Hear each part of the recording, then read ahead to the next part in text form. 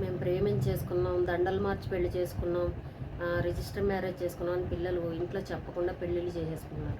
అయితే ఈరోజు కోర్టు ఒక తీర్పు ఇచ్చింది. ఇలా చేసుకున్న వాళ్ళ కేసులు, విడాకుల కేసులు కోకొల్లలు అయిపోయి వేళ కోర్టుల్లో. కాబట్టి మన కోర్టు ఈ రోజున ఏమని తీర్పిచ్చిందంటే, మన హిందూ సంప్రదాయ ప్రకారం రిజిస్టర్ మ్యారేజ్ చేసుకున్నా కూడా, ఆ సర్టిఫికేట్ ఉన్నా కూడా హిందూ సంప్రదాయ ప్రకారమే పెళ్లి చేసుకోవాలని తీర్పిచ్చింది. ఏ విధంగా అంటే, ఒక అమ్మాయి కోర్టుకు వెళ్ళింది డైవర్స్ కావాలని. ఇలాగే పెళ్లి చేసుకున్నాము, మాకు సర్టిఫికేట్ ఉంది అని.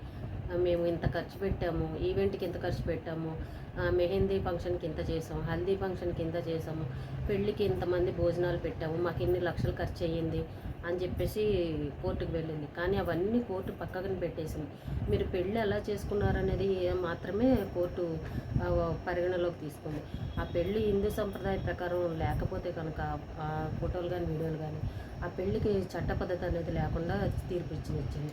కాబట్టి ఈ రోజున పిల్లలు ఇలా ప్రేమించి చేసుకున్నామని తొందరపడి చేసుకోకుండా పెద్దవాళ్ళకి చెప్పి మాట్లాడి అలా మన హిందూ సంప్రదాయ ప్రకారం చేసుకోండి. ఎలా అంటే మన ఖచ్చితంగా కూడా మన హిందూ పెళ్ళిలో వేద మంత్రాలతో, జీలకర్ర బెల్లంతో, తాళిబొట్టు, అలాగే అగ్నిహోత్రం, ముఖ్యంగా అగ్నిహోత్రం సప్తపది 7 అడుగులు అగ్నిహోత్రం చుట్టూ తిరిగి జీలకర్ర బెల్లం పెట్టి మన వేద మంత్రాలు, బ్రాహ్మణులు చదివే వేద మంత్రాల క్రతువు ఏదైతే ఉంటుందో ఆ విధంగా అయితే పెళ్లి చేసుకోవాలి. అలాంటి పెళ్ళిళ్ళకి మాత్రమే మన కోర్టు యాక్సెప్ట్ చేస్తుంది.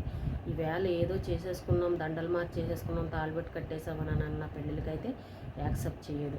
కాబట్టి పెద్దవాళ్ళు కూడా ముందు ముఖ్యంగా మన హిందూ సంప్రదాయానికి పెళ్ళికి ఇంపార్టెంట్ అనేది ఇవ్వాలి. పిల్లలకు నేర్పించాలి, ఇలా మన హిందూ సంప్రదాయంలో ఇలా చేసుకోవాలని. జీవితంలో పెళ్ళి అనేది ఒక్కసారి మాత్రమే చేసుకుంటాం. కాబట్టి మనం ఇన్ని లక్షలు, ఇన్ని కోట్లు ఖర్చు పెట్టి భోజనాలు పెట్టాము, డీజేలు పెట్టాము, సంగీతులు పెట్టామని అలాంటి వాటికి ఇంపార్టెన్స్ ఇవ్వకుండా ఇలా ముఖ్యమైన దానికి ఇలా వేద మంత్రాలతోటి మన పిల్లలు పెళ్ళిళ్ళు చేస్తే వాళ్ళ జీవితాలు కూడా చాలా బాగుంటాయి. ఈవేళ ఏదో అడావిడిగా పెళ్ళిళ్ళు చేసుకుని తెలిసి తెలియకుండా వయసులో చేసుకున్న సంవత్సరం కూడా కలిసి ఉండకుండా ఈవేళ కోర్టులకు వెళ్ళి డైవర్స్ తీసుకునే పరిస్థితి వచ్చింది. కాబట్టి మన హిందూ సంప్రదాయానికి ఇంపార్టెంట్ అనేది ఇవ్వండి.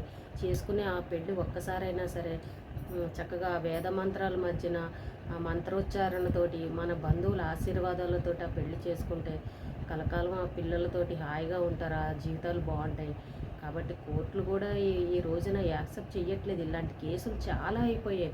పిల్లలు నిన్న కూడా సిరిసిల్లలో అలాగే ఇంట్లో చెప్పకుండా ఒక అబ్బాయి అమ్మాయి వెళ్ళి పెళ్లి చేసుకున్నారు. వాళ్ళ తండ్రి అయితే అమ్మాయి ఫోటో చనిపోయిందని ఫోటో పెట్టేసి బంధువులందరికీ చెప్పడం జరిగింది. కాబట్టి తల్లిదండ్రులు బాధ పెట్టి చేసుకునే పెళ్ళి కూడా అది వాళ్ళని బాధ పెట్టి చేసుకున్నా కూడా వీళ్ళు హ్యాపీగా ఉండలేరు. కాబట్టి మీరు చేసుకునే జీవితంలో పెళ్లి చేసుకునేది ఒక్కసారే కాబట్టి ముఖ్యంగా పెళ్ళికి ఇంపార్టెంట్ అనేది ఇస్తే బాగుంటుంది. అప్పుడు కోర్టులు కూడా మన చేసే పనికి విలువ అనేది ఉంటుంది కోర్టులో కూడా.